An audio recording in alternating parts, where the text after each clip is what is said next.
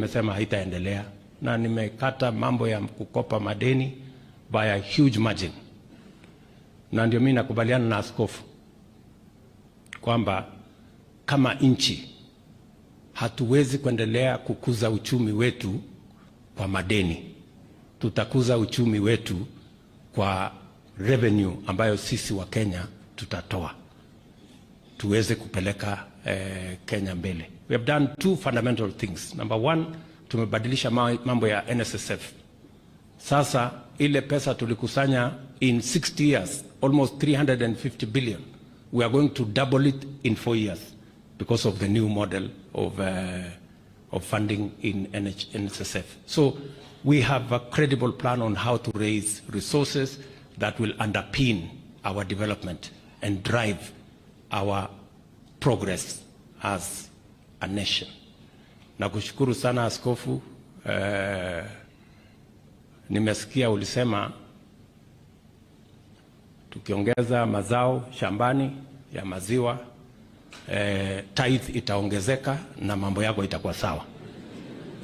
Na mimi nataka kuambia pia mambo hiyo yote ikiwa mzuri, sio tithe peke yake itaongezeka, hata taxes pia itaongezeka, na hata mimi nitakuwa sawa, nitakuwa napanga mambo ya Kenya. Sindio?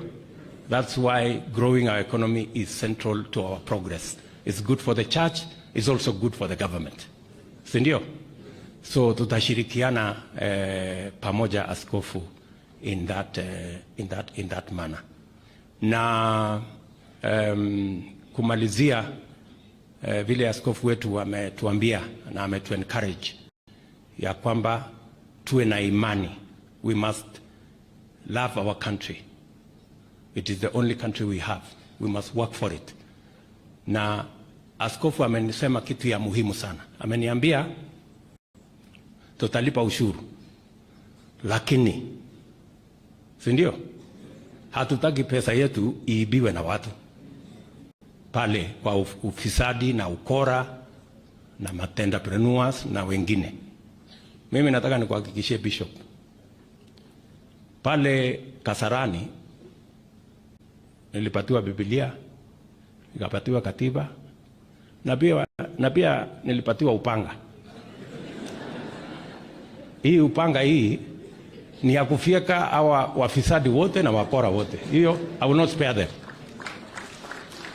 Si namna hiyo. So mkilipa ushuru nyinyi mniulize. Ikitumika vibaya I will answer. Si ndio? Mimi ndio nitajibu kwa sababu mimi ndio nimeuliza. Na I want to promise you mambo ya ufisadi watatafuta vile askofu aliwaambia wale walevi waokoke ama wahame. Hata mimi nawaambia wafisadi wabadilike ama wahame Kenya, because we will not allow them. Sijui kama tumekubaliana. So nimeshukuru sana. Najua